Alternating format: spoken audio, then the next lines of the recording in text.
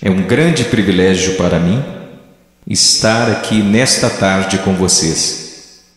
Antes de começarmos a falar qualquer coisa, eu gostaria de ir ao Senhor em oração. E eu vou pedir que você ore. Tem tanta coisa acontecendo aqui nesta tarde, tanta coisa que você não entende. Mas eu lhes direi de onde eu estou vindo. Eu pregarei como moribundo, para homens moribundos, e mulheres e jovens. E eu vou pregar como se eu nunca mais fosse pregar novamente. E eu lhes direi coisas que vocês irão entender errado. E eu lhes direi coisas que eles deixarão tão nervosos comigo. E eu lhes direi coisas que vocês negarão. E eu lhes direi coisas e vocês dirão que eu não tenho o direito de lhes dizer o que estou dizendo. Mas antes de você chegar a qualquer conclusão sobre o que está sendo dito aqui nesta tarde, faça a si mesmo uma pergunta. Veja, pregar é uma coisa muito perigosa. É perigoso para mim, pois a Bíblia diz que sobre falsos mestres virá grande condenação. Se o que eu lhes disser hoje não for verdade, eu estou encrencado e por isso tenho que fazê-lo com temor e tremor, porque eu estarei condenado diante de Deus. Mas se o que eu disser para vocês hoje for verdade, então são vocês que têm motivo para temer e tremer. Porque se eu interpretar corretamente esta passagem das Escrituras que eu lhes darei, será como se Deus estivesse falando através de um homem.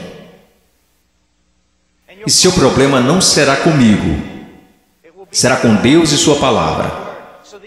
Então a única questão a ser decidida aqui, nesta tarde, é esta: é este homem à nossa frente um falso profeta?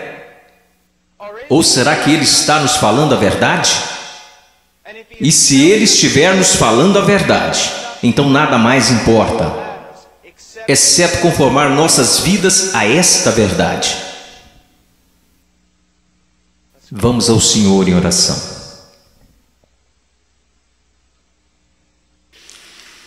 Pai,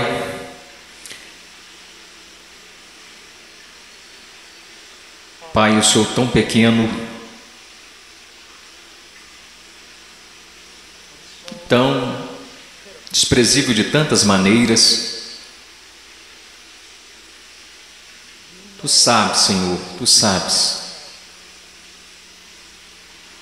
Ó Senhor amado,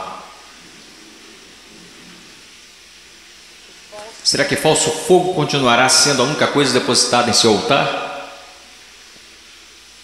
Ou poderia fogo descer do céu? No meio de tanto barulho e clamores e programações, poderia fogo descer do céu? Podem esses ossos secos voltar a viver? Tu sabes, Senhor. Em Tua soberania eu oro e imploro ante ao trono de Deus, que sejas gracioso para conosco. Que o Senhor abra corações e mentes. Senhor, não podemos contar com que eles os abram, eles nunca o farão. Abra seus corações e mentes e faça com que eles vejam a verdade bíblica. Sopre sobre eles, conceda arrependimento, conceda fé. Traga-os ao Teu reino, Senhor. Para a Sua glória, pelo Seu grande nome, realize estas coisas. Senhor, como o irmão falava, que seja, Senhor, de tal forma que nenhum homem obtenha crédito, que nenhum homem ponha a mão na arca do Senhor e se pôr que caia morto, Senhor.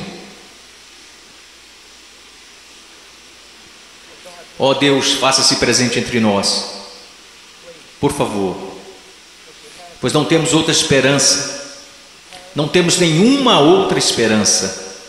Estas crianças não têm outra esperança, a não ser que o Senhor haja.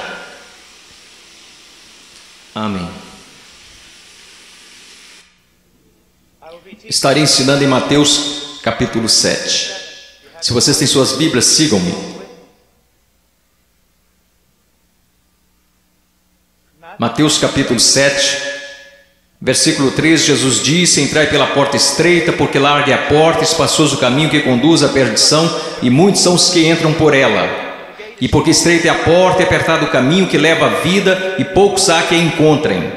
Acautelai-vos, porém, dos falsos profetas que vêm até vós vestidos como ovelhas, mas interiormente são lobos devoradores. Por seus frutos conhecereis. Porventura colhem-se uvas dos pinheiros ou figos dos abrolhos? Assim toda árvore boa produz bons frutos, e toda árvore má produz frutos maus. Não pode a árvore boa dar maus frutos, nem a árvore má dar frutos bons. Toda árvore que não dá bom fruto corta-se e lança-se no fogo. Portanto, pelos seus frutos os conhecereis. Nem todo que me diz, Senhor, Senhor, entrará no reino dos céus, mas aquele que faz a vontade de meu Pai que está nos céus. Muitos me dirão naquele dia: Senhor, Senhor, não profetizamos nós em teu nome, e em teu nome não expulsamos demônios, e em teu nome não fizemos muitas maravilhas? E então lhes direi abertamente: nunca vos conheci. Apartai-vos de mim, vós que praticais a iniquidade. Todo aquele, pois, que escuta estas minhas palavras e as pratica, semelhá-lo-ei ao homem prudente, que edificou sua casa sobre a rocha, e desceu a chuva e correram rios, e assopraram ventos e combateram aquela casa, e não caiu, porque estava edificada sobre a rocha. E aquele que ouve estas minhas palavras e não as cumpre, compará-lo-ei a um homem sensato, que edificou a sua casa sobre a areia. Desceu a chuva, correram rios e assopraram ventos, e combateram aquela casa, e caiu, e foi grande a sua queda. Eu estou aqui hoje. Eu não estou preocupado no meu coração com a sua autoestima. Eu não estou preocupado no meu coração se você se sente bem consigo mesmo, se a vida está do jeito que você queria, ou se a sua conta bancária está no verde. Só tem uma coisa que me tirou o sono. Só tem uma coisa que me preocupou durante a manhã toda, e é isto: em 100 anos, a maioria das pessoas neste prédio possivelmente estarão no inferno. E muitos que até mesmo professam Jesus Cristo como Senhor passarão a eternidade no inferno. E você diz: pastor, como você pode dizer uma coisa como esta? Eu posso dizer uma coisa como esta, pois eu não realizo meu ministério na América. Eu prego a maior parte do tempo na América do Sul, África e leste europeu. E eu quero que você saiba que quando olham para o cristianismo americano, ele é mais baseado em uma cultura sem Deus do que na palavra de Deus. E tantas pessoas são enganadas, e tantos jovens são enganados, e tantos adultos são enganados em crer que por terem feito uma oração uma vez em suas vidas, eles irão para o céu. E então, quando eles olham ao redor e veem outros que confessam a Cristo, e veem essas pessoas tão mundanas quanto o mundo, e comparam-se uns com os outros, nada perturba seus corações. Eles pensam: bem, eu sou igual à maioria do meu grupo de jovens. Eu vejo coisas que não deveria ver na TV e rio das coisas que Deus odeia. Eu uso roupas sensuais. Eu falo como o mundo, eu ando como o mundo, eu amo a música do mundo. Eu amo tanto essas coisas do mundo, mas graças a Deus eu sou um cristão. Porque eu sou um cristão, eu não pareço diferente da maioria das pessoas da minha igreja. Porque eu sou cristão, porque houve uma vez na minha vida que eu fiz uma oração e pedi para Jesus entrar no meu coração. Eu quero que você saiba que a maior heresia na igreja evangélica protestante americana é que se você orar e pedir para Jesus Cristo entrar no seu coração, Ele definitivamente entrará. Vocês não encontrarão isso em nenhum lugar das Escrituras. Vocês não encontrarão isso na história batista até 50 anos atrás.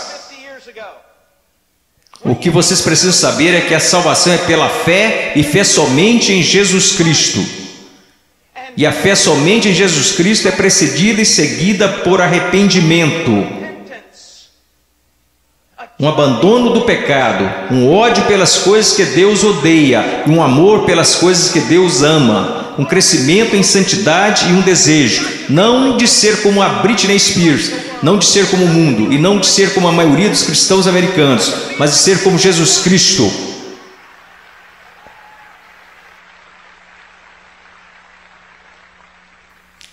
Eu não sei porque vocês estão aplaudindo, eu estou falando de você.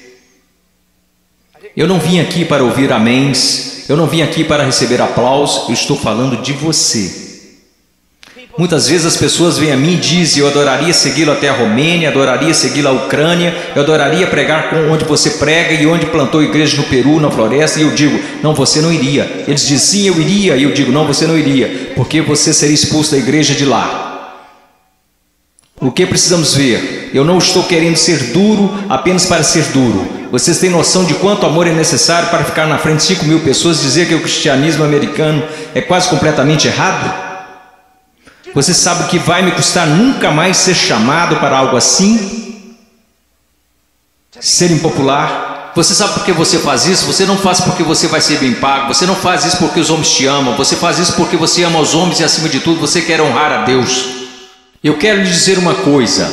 Nós vamos olhar para as Escrituras e eu quero que você olhe para ela como ela realmente é. Pare de se comparar com outros que dizem que são cristãos, que se comparam com outros que dizem que são cristãos. Compare a si mesmo com as Escrituras. Quando alguém, um jovem, vem a um pastor ou pastor de jovens e diz: eu não tenho certeza se sou salvo. O pastor de jovens geralmente vai lançar um clichê. Alguma vez em sua vida você orou e pediu para Jesus entrar em seu coração?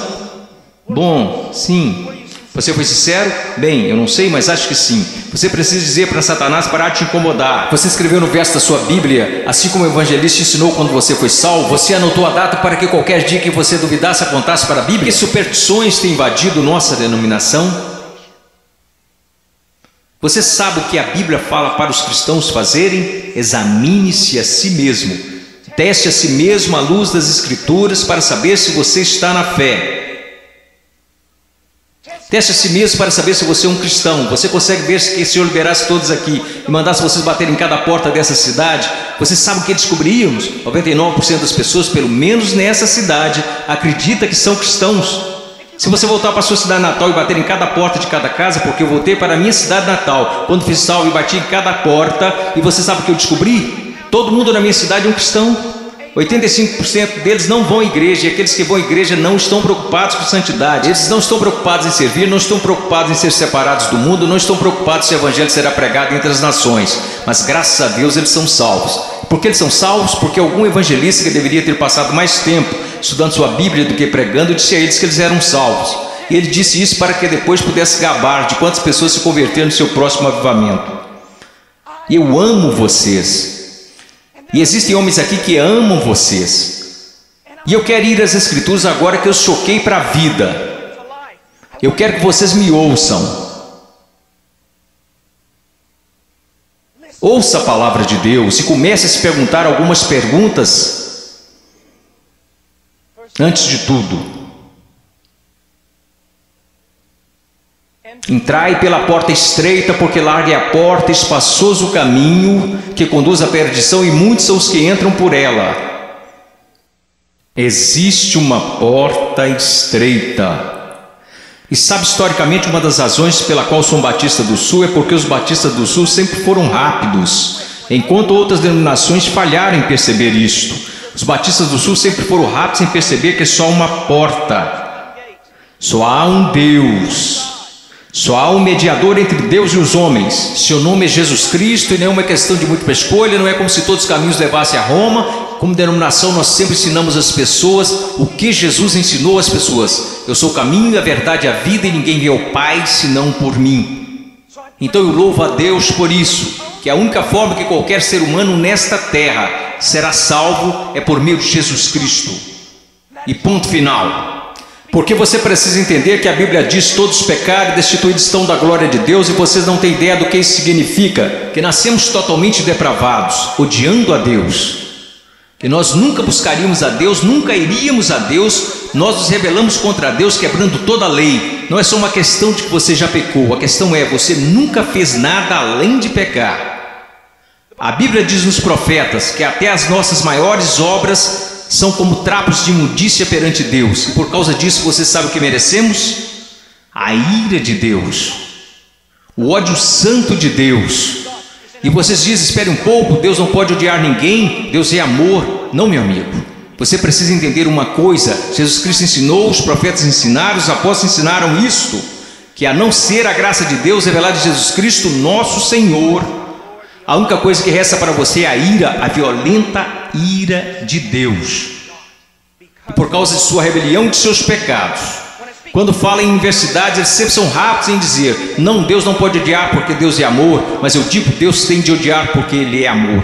Veja, eu amo crianças, portanto odeio aborto. Se eu amo o que é santo, devo odiar o que não é santo. Deus é um Deus santo, e isso é algo que os americanos esqueceram. Muitas das coisas que você adora fazer, Deus odeia. Você sabia disso? Ore por avivamento. Você vai para a reunião de jovens e quer que Deus seja, mas antes de ir você assiste programas na TV que Deus absolutamente abomina. E então você se pergunta por que o Espírito Santo não desceu sobre nós e por que você tem que criar falso fogo e falso entusiasmo. Porque Deus não está presente. Deus é um Deus santo, e a única maneira pela qual eu e você poderíamos nos reconciliar com Deus santo é pela morte do Filho unigênito de Deus, quando ele foi pendurado naquele madeiro. Agora escutem, se você hoje é salvo, você não foi salvo porque os romanos e judeus rejeitaram Jesus. Você não foi salvo porque eles colocaram uma coroa de espinhos na sua cabeça, nem foi salvo porque eles perfuraram o tórax de Jesus com uma lança. Você não foi salvo nem mesmo porque eles o pregaram na cruz. Você sabe por que você é salvo? Se você é salvo, porque quando Jesus Cristo estava pendurado naquela cruz, Ele levou os seus pecados, o pecado do povo de Deus, e toda a violenta ira de Deus que deveria ter caído sobre você, caiu sobre seu único filho. Alguém tinha que pagar o preço, alguém tinha que morrer. Foi Deus, o Pai, quem esmagou seu único filho, de acordo com Isaías 53, ao Senhor agradou moê-lo. As pessoas dizem: a cruz é um sinal de quanto o homem é valioso. Isso não é verdade. A cruz é um sinal de quão depravado nós realmente somos. Ele levou à morte o Filho único de Deus. A única coisa que poderia salvar pessoas como nós foi a morte do único Filho de Deus, sob a ira de seu próprio Pai, pagando o preço, levantando dos mortos, poderoso para salvar. Este é o Evangelho de Jesus. Agora, o que você é chamado para fazer? Você diz: entrar pela porta estreita. Como você faz isso? Jesus disse: o tempo é chegado, o reino de Deus se aproxima. O que você deve fazer? Em Marcos ele nos diz: arrependa-se e creia no Evangelho. Você diz: irmão Paul, eu fui salvo orando e pedindo para Jesus entrar no meu coração. Eu tenho certeza que você o fez, mas você não foi salvo por uma fórmula mágica ou por causa de algumas palavras. Você foi salvo porque se arrependeu de seus pecados e acreditou. E não foi uma coisa isolada, você continua fazendo até hoje, porque Jesus, numa tradução mais correta deste verso, falou: o reino de Deus se aproxima, o tempo é chegado. Agora passem o resto de suas vidas se arrependendo de seus pecados e crendo em mim. Conversão não é como uma vacina. Ah, eu fiz isso, ou me arrependi, eu criei. A questão é, meu amigo, você continua se arrependendo de seus pecados? Você continua crendo? Porque aquele que começou boa obra em vocês também a terminará. Ele terminará. Nós, os batistas do Sul, pregamos que você deve ir por essa única porta, que é Jesus Cristo. Mas nós, batistas do Sul, esquecemos algo. E eu quero que pastores de jovens e outros líderes escutem-me, pois nós esquecemos um ensinamento muito importante do Evangelho. Diz que não só a porta é estreita, mas o caminho também é estreito. O que basicamente fazemos é conduzir uma pessoa a Cristo ou conduzimos alguém a uma oração. E aí essa pessoa passa o resto da vida vivendo igual ao mundo. Se você quiser negar isso, eu posso trazer as estatísticas para te provar. Várias pesquisas, censos, qualquer tipo de pesquisa que você pensar. Quando elas questionam a moralidade da igreja dos Estados Unidos da América, em comparação com a moralidade daqueles que se consideram perdidos, as pesquisas não acham diferenças. Veja, esses são apenas dados, não tem nada a ver com interpretação religiosa, são estatísticas. Livros e mais livros têm sido escritos incessantemente por teólogos, filósofos, sociólogos e afins. O que está acontecendo na igreja? Descobrimos que o aborto na igreja é tão prevalente quanto no mundo. o divórcio é tão prevalente, a imoralidade. Você sabe, assim como eu, que há jovens aqui neste momento que estão praticando imoralidade e ainda assim adorando a Deus como se nada estivesse acontecendo. Você sabe que há jovens aqui que estão usando drogas e indo para a reunião de jovens da igreja. Você sabe, vendo e fazendo coisas que não são apropriadas para cristãos e ainda assim eles vão para a reunião de jovens, convencidos que estão satisfeitos, convencidos que estão salvos, e ninguém está falando nada a não ser isto. Eles são cristãos carnais, eles são cristãos de verdade, só são carnais. Esta é uma doutrina que começou no seminário batista, que não era um seminário dos batistas do sul, muitas décadas atrás. Essa doutrina não é bíblica e não é histórica. Meu caro amigo, ser cristão carnal não existe. Você diz, espere um pouco, irmão, um pouco. 1 Coríntios capítulo 3, não sois porventura carnais? Paulo disse isso? Não, isso foi o que Paulo disse. Você precisa ler o livro todo para saber o que ele queria dizer. Um dos nossos problemas, juventude, escutem-me, a maior parte do nosso cristianismo é baseada em clichês que lemos nas camisetas cristãs. A maior parte do nosso cristianismo vem de músicos e não da Bíblia. A maior parte das coisas que a gente acredita ser verdade é ditado pela nossa cultura e não pela Bíblia. A Bíblia não ensina que uma pessoa pode ser um cristão genuíno e viver em constante carnalidade, perversidade, pecaminosidade todos os dias de sua vida. Mas a Bíblia ensina que o cristão genuíno recebeu uma nova natureza. O cristão verdadeiro tem um pai que o ama, que o disciplina, cuida dele e que se importa com ele.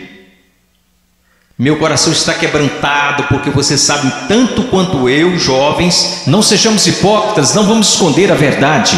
Há muita gente assim, você os conhece, você pode ser um deles, ou ao menos sabe que tem um no seu grupo de jovens. Eles vão às reuniões, eles fazem todas as coisas, mas em seus corações eles são tão depravados quanto se pode ser. Não há diferença, não há luz. Tudo que o mundo faz, eles também fazem, está tudo bem assim.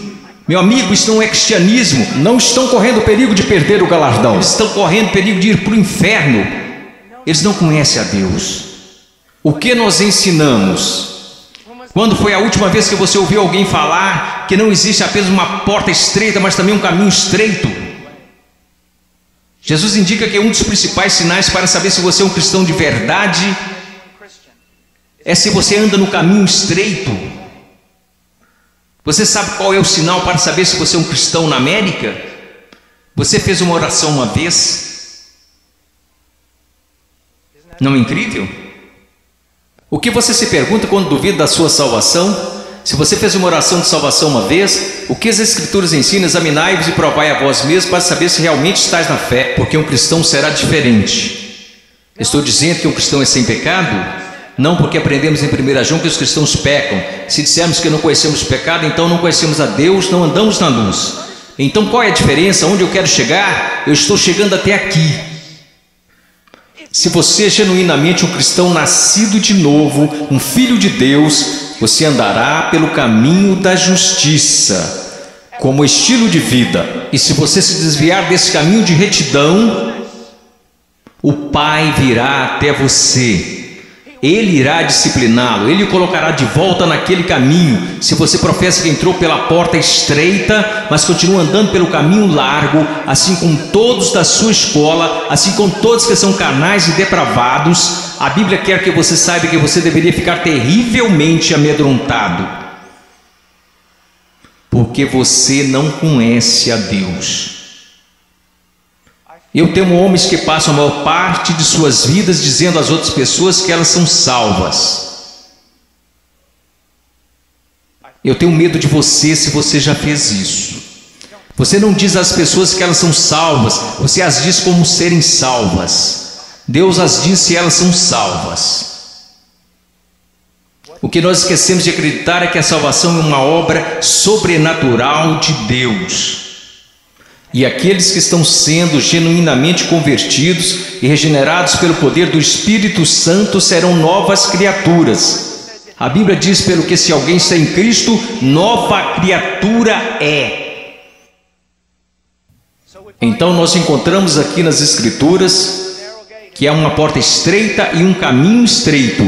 Estamos indo para o versículo 15. Acautelai-vos, porém, dos falsos profetas que vêm até vós vestidos como ovelhas, mas interiormente são lobos devoradores. Por seus frutos os conhecereis. Uma das coisas que você precisa entender é isto, uma coisa que um homem sábio me disse há muito tempo: Paul, seu melhor amigo é aquele que te diz as maiores verdades. Nos Estados Unidos da América, nós nos tornamos tão cheios de não me toques que ninguém pode nos repreender. Ninguém pode nos dizer que estamos errados. E ministros e líderes também têm acreditado nessa mentira. Nós não queremos ofender, nós queremos ser amigáveis. O que você precisa entender é que só um amigo verdadeiro, seu nome é Deus. E se você quer ser amigo de alguém na sua igreja, você precisa ser amigo de Deus. E você precisa estar mais preocupado com a glória de Deus do que você está com as atitudes dos homens. E outra coisa que você precisa entender é que a pessoa que te ama mais é a que vai te falar as maiores verdades. Uma das grandes marcas diferenciais de um falso profeta é que ele sempre vai falar o que você quer ouvir. Ele nunca vai estragar a festa. Ele vai fazer você continuar batendo palmas, pulando, vai fazer você ficar atordoado, ele vai te manter entretido, ele te apresentará um cristianismo que fará a sua igreja parecer um parque de versões de Jesus. E te manterá tão entretido que você nunca se preocupará com grandes assuntos como este. Deus está agindo em minha vida? Eu estou crescendo em santidade? Eu realmente nasci de novo? Escutem-me, se todos nessa cidade acreditam que são salvos, nós sabemos que isso não é verdade pelas Escrituras, porque a Bíblia diz que poucos vão entrar. Como você sabe que você é salvo? Como você realmente sabe que é salvo? Porque alguém te disse? Porque você fez uma oração? Porque você acreditou? Deixe-me te perguntar, como você sabe que acredita? Porque todo mundo diz que acredita. Como você sabe que não é igual a eles? Você sabe como a Bíblia ensina que você sabe se é salvo? Você sabe como a doutrina batista até 50 anos atrás diria que você sabe que é salvo? Você sabe que foi salvo porque sua vida está num processo de transformação. E seu estilo de vida é de alguém que anda nos caminhos da verdade do Senhor. E quando você para de andar nos caminhos da desobediência, como todos nós fazemos, Deus vem até você e te põe de volta no caminho. Uma das maiores evidências que você nasceu de novo é que Deus não permitirá que você fale como sua carne quer falar. Deus não permitirá que você se vista como o mundo sensual e a igreja sensual. Permite que você se vista. Deus não permitirá que você ande como o mundo, cheire como o mundo, fale como o mundo, escute as coisas que o mundo escuta. Deus fará diferença na sua vida. Diz aqui, ao continuarmos, versículo 17. Então todos, quero dizer, vamos ao versículo 16. Você os conhecerá pelos seus frutos. Como você reconhece um falso profeta? E uma aplicação mais ampla aqui nas Escrituras. E como você sabe que alguém é um cristão genuíno? Pelos seus frutos. Pelos seus frutos, meus amigos. Veja a sua vida, veja o jeito que você anda, veja o jeito que você fala, veja para as paixões do seu coração. Por acaso Jesus está aí em algum lugar, ou ele é só um acessório que você acrescenta em sua vida? Ou é só uma coisa que você faz nas quartas e domingos? Ele é só alguém que você aceita apenas intelectualmente, mas não de coração? Ele é um acessório, ele é o centro da sua vida? E qual é o fruto que você está produzindo? Você parece com o mundo, age como o mundo? Você experimenta as mesmas alegrias que o mundo experimenta? Você consegue amar o pecado e gostar de cometê-lo? Você consegue amar a rebeldia e gostar de ser rebelde? Então você não conhece a Deus. Você os conhecerá pelos seus frutos. Deus tem o poder para mudá-los. Imaginemos por um momento Jesus ensinando esta passagem. E você está lá ouvindo. E ele olha para você e diz: espinhos, espinhos. Você acha espinhos em figueiras? E você diz: é claro que não, Jesus. Você não é um agricultor, você não é um fazendeiro, você é um carpinteiro, mas todo mundo sabe, Jesus, você não encontra espinhos numa figueira. Então deixe-me fazer outra pergunta. Você encontra figos bons, frutos em espinheiros? É claro que não, Jesus, isso é loucura. Quer dizer, você nunca vai achar espinhos numa figueira e também nunca encontrará figos num espinheiro. Jesus, se me disserem que isso é possível, pode tomar nota. Ou essa pessoa é louca ou é mentirosa. Então Jesus lhe responde: muito bem.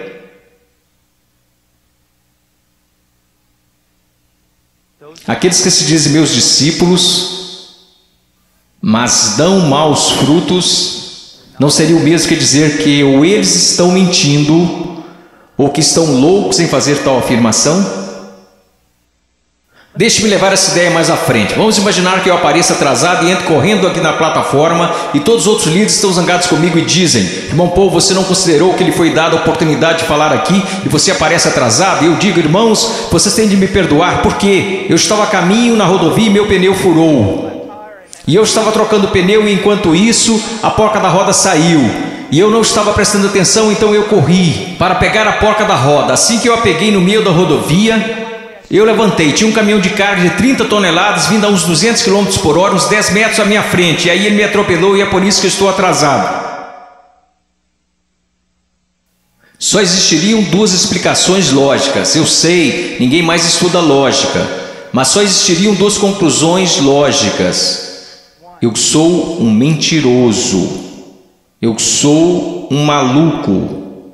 Você diria: irmão Paul, é absolutamente absurdo, é impossível ter um encontro com algo tão grande como um caminhão de carga e não mudar de estado. E minha questão para você é a seguinte: o que é maior, um caminhão de carga ou Deus? Como é que tantas pessoas hoje professam ter tido um encontro com Jesus Cristo e ainda assim não são permanentemente transformados? Deixe-me dar-lhes algumas coisas para pensar. Você sabe que eu estou lhes dizendo a verdade.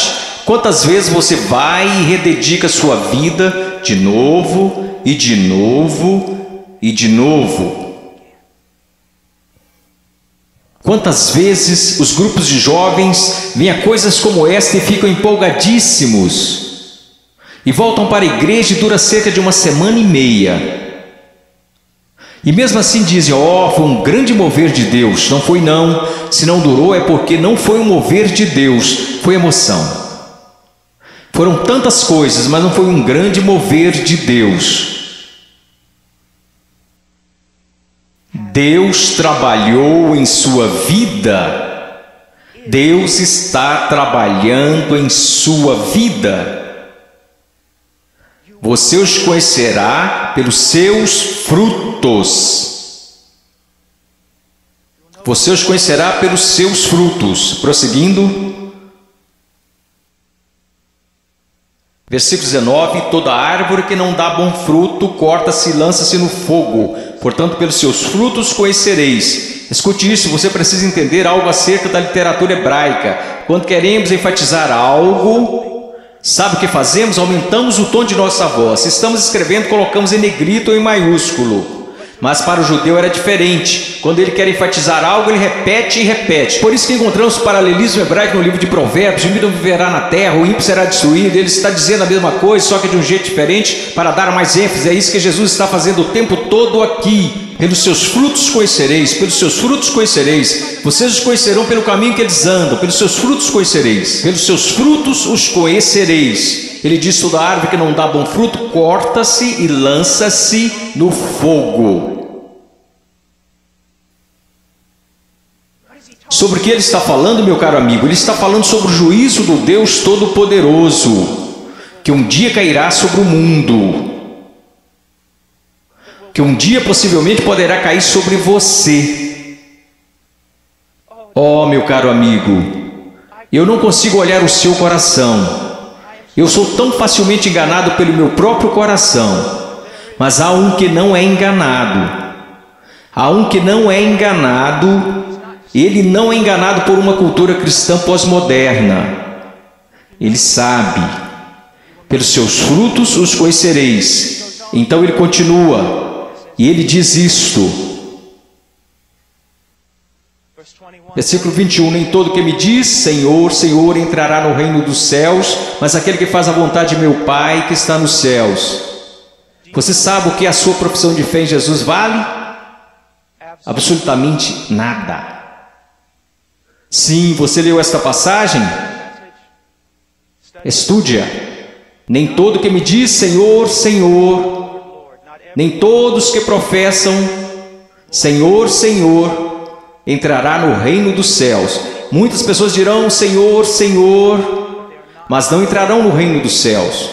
Meus filhinhos, você é um deles? Senhor, Senhor. Agora vamos voltar para a literatura hebraica. Ele diz Senhor, Senhor, ele não diz Senhor. Ele diz Senhor, Senhor, o que isso significa? Esse sujeito que está fazendo profissão não é alguém que de repente decidiu. É o dia do juízo, é melhor confessá-lo como Senhor. Essa é uma pessoa que professa enfaticamente aos outros que Jesus é o Senhor. Ele anda por aí dizendo que Jesus é o Senhor, ele dança enquanto os músicos estão tocando e diz que Jesus é o Senhor. Ele canta dizendo Senhor, mas Jesus diz a ele, afasta-te de mim, eu não te conheço. Billy Graham é uma das pessoas mais amáveis e bondosas, e ainda assim ele diz que a maioria das pessoas das igrejas confessionais estão perdidas. Ele diz que ficaria feliz se ao menos 5% das pessoas que fizeram uma profissão de fé em suas cruzadas evangelísticas fossem de fato salvas. Quando estou na Nigéria, eu estive lá no ano passado visitando a mãe cujo filho estava em nossa igreja e que foi assassinado por muçulmanos no norte da Nigéria. Se alguém confessa Jesus Cristo, você meio que já sabe que é verdadeiro. Por quê? Porque eles podem morrer por causa dessa confissão, mas na América, considere os custos. Pense, examine a sua vida à luz das Escrituras. Você conhece o Senhor? Você conhece o Senhor? Porque nem todo que me diz Senhor, Senhor entrará no reino dos céus. Mas o que ele diz aqui, veja o que ele está dizendo. Nem todo que me diz Senhor, Senhor entrará no reino dos céus, mas aquele que faz a vontade de meu Pai que está nos céus. Qual é o sinal de que alguém se tornou um cristão genuíno? Eu gostaria que nós começássemos a ensinar isso novamente. O que aconteceu com a nossa teologia? O que aconteceu com a nossa doutrina? O que aconteceu com o nosso ensino? Foram jogados pela janela? Ninguém mais quer estudar doutrina, só quer escutar músicas cristãs e ler as frases das camisas cristãs. O que aconteceu com a verdade? A verdade diz isto. Aprova a maneira que você pode ter certeza que você é um cristão que nasceu de novo e que você tem como estilo de vida agir segundo a vontade do Pai. E você diz, você está falando de obras. Não, eu estou falando de evidências de fé. Funciona mais ou menos assim. Sua profissão não é prova alguma de que você nasceu de novo, porque todos neste país professam ter fé em Jesus Cristo. Uma pesquisa diz que 65% a 70% dos americanos são salvos, cristãos nascidos de novo. O país mais sem Deus na face da terra mata 4.000 bebês por dia, mas graças a Deus 70% de nós são nascidos de novo. Como você sabe que esta fé que você tem não é falsa? Um estilo de vida que está preocupado em fazer a vontade do Pai, que faz a vontade do Pai, e quando você desobedece a vontade do Pai, o Espírito Santo vem e te repreende pessoalmente através da palavra de Deus, ou através de um irmão ou uma irmã em Cristo, e Deus te põe no caminho novamente. Se você é um cristão genuíno, você não pode escapar dele. Deixa eu me dar um exemplo. Se eu fosse seu pastor, e você tivesse, digamos, 14 anos de idade, eu estivesse voltando de uma pregação a 1 da manhã e te visse em um parque ou em uma esquina qualquer, com um bando de delinquentes, fazendo coisas que você não deveria estar fazendo, se você fosse membro de nossa igreja, eu diria, entre no carro e eu vou te levar para casa. Eu não ficaria bravo com você, eu ficaria bravo com seu pai, eu diria a ele, Senhor, você é um pai negligente e irresponsável. Deixar seu filho fora de casa em tais circunstâncias. Eu quero que vocês entendam uma coisa, Deus não é um pai irresponsável ou negligente. Se você pode brincar com o pecado, se você pode amar o mundo, amar as coisas do mundo, sempre estar envolvido com o mundo, fazendo as coisas do mundo, e se seus heróis são pessoas do mundo, se você quer parecer com eles, agir como eles, se você faz as mesmas coisas que eles fazem, meu caro amigo, ouça minha voz. Há uma grande possibilidade de você não conhecer a Deus e de não pertencer a Ele. Agora finalizando. Versículo 22. Muitos me dirão naquele dia: Senhor, Senhor, não profetizamos nós em Teu nome não expulsamos demônios, em Teu nome não fizemos muitas maravilhas? Então lhes direi abertamente: nunca vos conheci. Você diz: a coisa mais importante na face da terra é conhecer a Jesus Cristo. Isto não é verdade. A coisa mais importante na face da terra é que Jesus Cristo te conheça. Eu não entrarei na Casa Branca amanhã só porque eu fui até o portão e disse que conheço o presidente. Mas eles me deixarão entrar se o presidente falar: eu conheço Paul Washer. Você pode professar conhecer a Jesus, mas a minha pergunta para você é: você conhece a Jesus? Jesus te conhece? E veja como ele descreve o homem perdido aqui. Ele diz: apartai-vos de mim, vós que praticais a iniquidade. Em grego, anomia. Uma partícula negativa: a, não, sem. A palavra nomos, lei, não lei, sem lei. E é isso que significa. Deixe-me dar-lhe uma tradução mais precisa: apartai-vos de mim, ouçam-me. Se eu pudesse sair daqui e te abraçar falando isso, eu faria. Ouçam-me. Ele diz: apartai-vos de mim, vocês que dizem ser meus discípulos, que me confessam como Senhor, porém vivem como se eu nunca tivesse lhes dado uma lei para obedecerem. Eu acabo de descrever a grande maioria dos cristãos da América.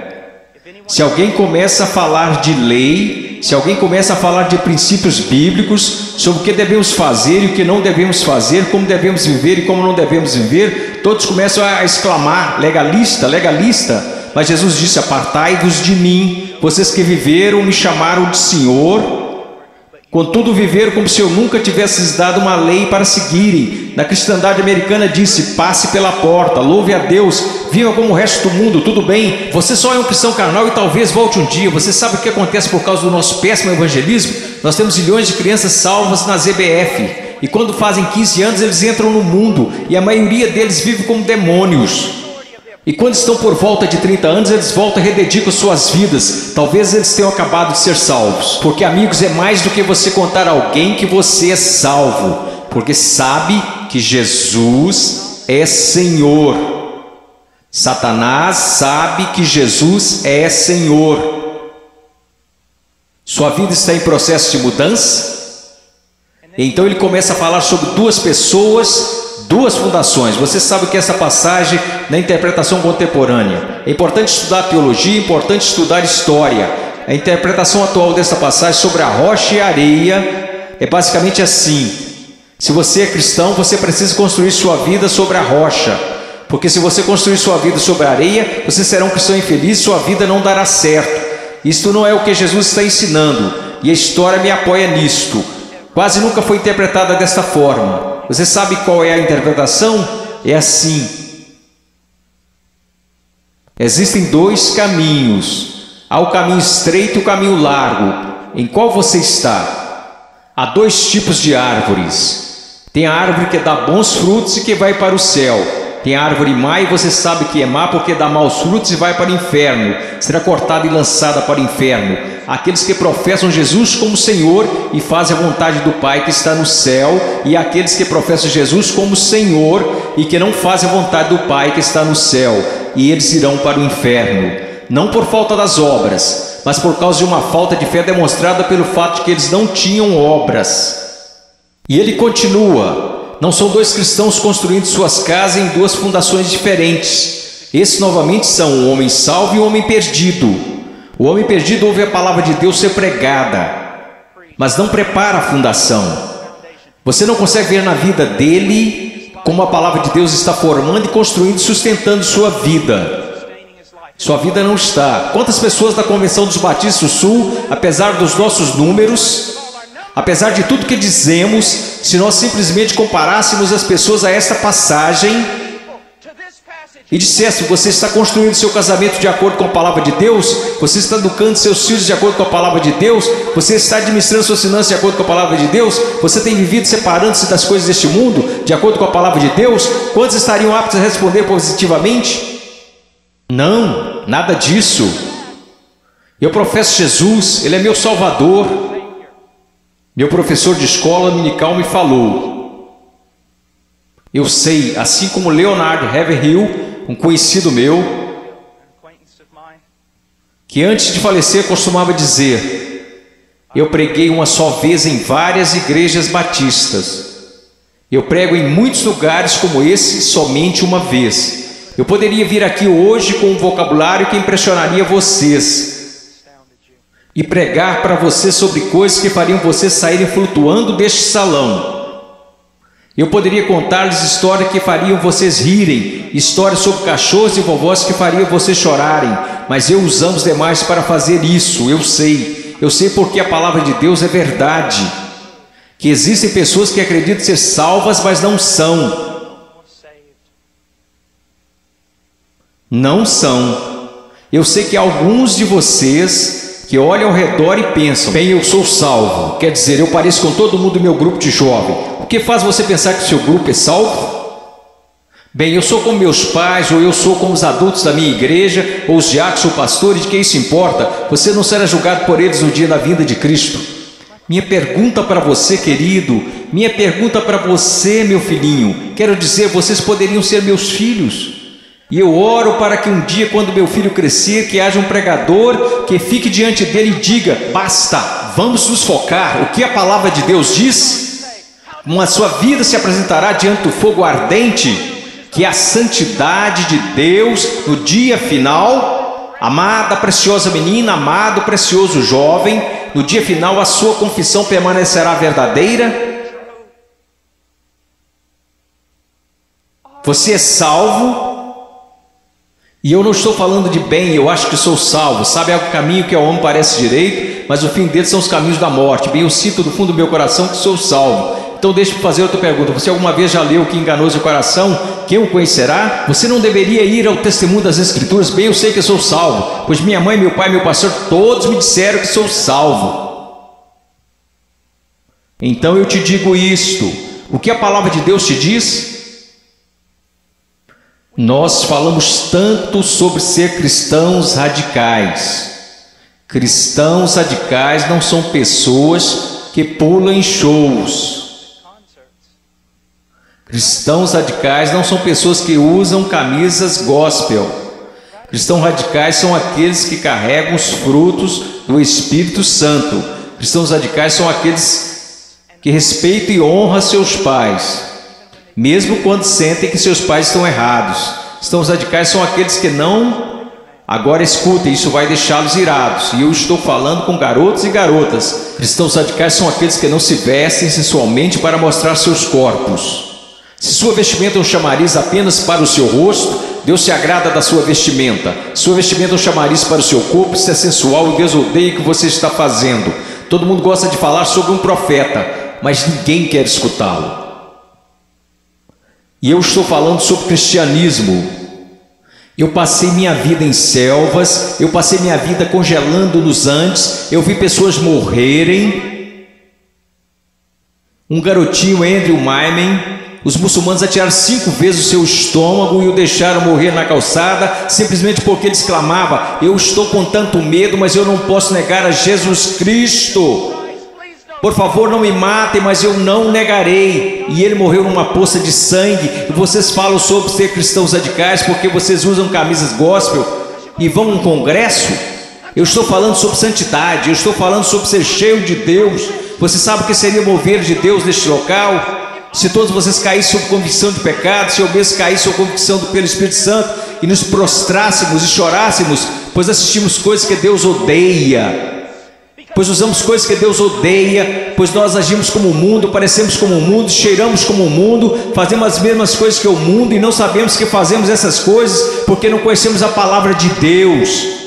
Porque mesmo que falemos como uma denominação, que a Escritura é a infalível palavra de Deus, só que ganhamos basicamente um monte de ilustrações, histórias e novelinhas. Oh, que Deus brilhe neste lugar. Que viremos nossas costas para o pecado, que renunciemos às coisas que desagradam a Deus, e então que corramos para Ele, alegremos-nos nele e o amemos. Que Deus levante missionários. Eu não desejo a vocês o mesmo que seus pais. Eles querem segurança e boas casas para vocês.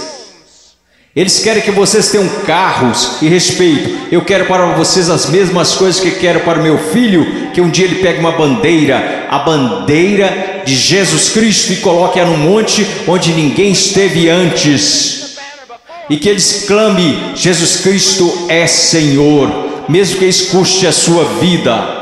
Se quando ele tiver 18 anos me disser as mesmas coisas que eu disse quando era jovem: eu vou para os montes, eu vou para a selva, e as pessoas disseram: você não pode ir, você está maluco, é uma guerra lá, você vai morrer. Eu vou. Quando aquele rapaz colocar sua mochila nas costas, eu vou orar por ele e dizer: vá, vá, Deus seja contigo, e se você morrer, meu filho, eu te vejo do outro lado e honrarei sua morte. Oh Deus, vamos orar, vamos orar. Oh Deus, eu não me importo com reputação, eu não me importo com o que os homens pensam. Eu quero que o Senhor seja honrado, eu quero que esses jovens sejam salvos. Eu quero que os salvos parem de olhar para um cristianismo cultural que o Senhor odeia e que cuspirá fora de sua boca, e que eles olhem para a sua palavra e digam: eu seguirei a Jesus. Deus, eu oro pelos ministérios de jovens e pastores, e oro para que o Senhor os encha com espírito de sabedoria, amor e coragem e discernimento, e querido Deus, custe o que custar, eu oro para que o Senhor levante missionários. Ao olhar para esses garotos, eu não posso evitar de pensar no meu filhinho. Oh Deus, que o Senhor salve o Ian, e que o levante e o mande para a pior parte da batalha. Oh, querido Deus, levante missionários aqui, levante missionários, levante pregadores e pastores e embaixadores e evangelistas, que conheçam a palavra de Deus. Oh Deus, trabalhe neste lugar, por favor, trabalhe neste lugar, amado Deus, por favor, por favor, por favor, por favor. Agora, com todas as cabeças baixas, alguém aqui hoje à noite que gostaria de dizer: irmão Paul, eu tenho vivido uma mentira. Eu digo que sou cristão, mas eu amo o mundo, eu pareço com o mundo, e cheiro como o mundo, e eu me odeio por conta disso. Irmão Paul, eu estou tão cansado desse cristianismo que tenho vivido, eu estou cansado disto. Eu estou cansado disto. Eu quero ser salvo. Eu quero ser salvo. Eu só quero que levantem. Irmão Paul, eu quero ser salvo. Amém. Alguém mais? Eu quero ser salvo. Amém. Amém. Em momentos teremos um apelo, e vocês que levantaram, eu vou descer aqui e quero que vocês se encontrem comigo. Eu quero falar com vocês agora. Vocês podem se sentar. Obrigado. Agora quero conversar com vocês que professam ser cristãos.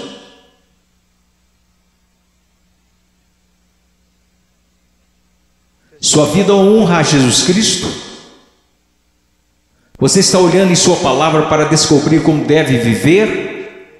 Eu oro de todo o coração. A única coisa que irá salvar a igreja na América, só há duas possibilidades. Uma é uma reforma total em nossas pregações, de nosso estudo da palavra de Deus, e a outra é uma perseguição feroz e horripilante. Essa é a única coisa que irá salvar a igreja na América. Eu oro para que vocês retornem à palavra. Eu oro. Ouçam-me, jovens, vocês precisam dizer: ok, como eu devo proceder perante meus pais? Vá à palavra, descubra, obedeça. Como devo me vestir? Vá à palavra, descubra, obedeça. Como devo falar? O que devo escutar? Ponha cada pensamento, palavra e ato em sujeição a Jesus Cristo.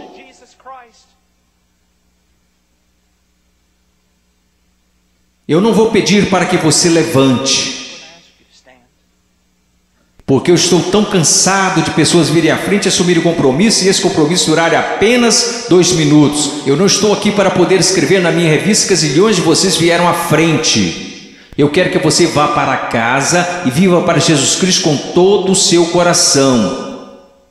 Mas se você precisa de aconselhamento, você dirá: irmão Paul, eu quero viver para Jesus Cristo, mas eu não sei como. Em minutos nós iremos fazer um convite e eu quero que você venha à frente, não para assumir um compromisso. Se quiser assumir algum compromisso, faça isso daí de onde está sentado. Se precisa contar a alguém, vá contar ao seu pastor, vá contar ao seu pastor de jovens e quer saber, nós saberemos se esse compromisso irá durar. Quer saber como? Porque irá durar. Nós saberemos se foi de Deus. Deixe-me contar-lhes uma coisa. Se você tomou a decisão de seguir a Jesus Cristo, se você tomou a decisão para ser salvo nesses 2 últimos dias, eu quero dizer algo: se você foi genuíno, durará. Se daqui a algumas semanas você voltar direto ao mundo, viver como o mundo, agir como o mundo, quero que você saiba de uma coisa: você não entendeu nada aqui neste final de semana, você foi emotivo, apenas isto. Se você realmente ganhou algo do Senhor, eu quero que você saiba, isso durará. E ainda que você tente correr disto, você não vai conseguir. Você não vai conseguir. Oh, eu amo tanto a vocês, Eu peço que todos levantemos. Se você precisa de aconselhamento acerca de uma decisão que fez, mas que não está clara, eu quero que você venha à frente e eu vou descer aqui. Vocês que levantaram, houve muitos de vocês aí que disseram: eu preciso conhecer a Jesus Cristo. Eu quero que você venha até aqui agora mesmo, eu quero te conhecer. Eu quero voltar aqui com você e os outros conselheiros. Quero conversar com você e eu quero te dizer uma coisa, não em 5 minutos, não em 10 minutos. Se você precisar conversar a noite toda, nós ficaremos. Essa é a atitude de cada conselheiro neste lugar. Nós ficaremos a noite inteira se necessário, a noite toda. Deus te ama, Deus te ama. Deixe-me orar por você. Querido Deus, por favor, Senhor, ouve aqui. Senhor, tanta movimentação. Ontem à noite, Senhor, eu não sei o quanto de tudo isso foi real, e eu sei que vi pessoas chorando na noite passada. Eu vi pessoas tentando assumir compromissos, e eu acredito que uma parte do que aconteceu aqui a noite passada foi por sua causa. Hoje de manhã eu vi um jovem pregar, Pai, dar seu testemunho, e eu vi um trabalho genuíno do Espírito Santo. Eu não sei quantas dessas decisões foram verdadeiras, mas aconteceram algumas coisas reais aqui. Agora eu oro, Pai. Eu não sei o quanto será real, somente o tempo e a eternidade nos mostrarão. Mas, ó Deus querido, por favor, trabalhe em nome de Jesus. Amém.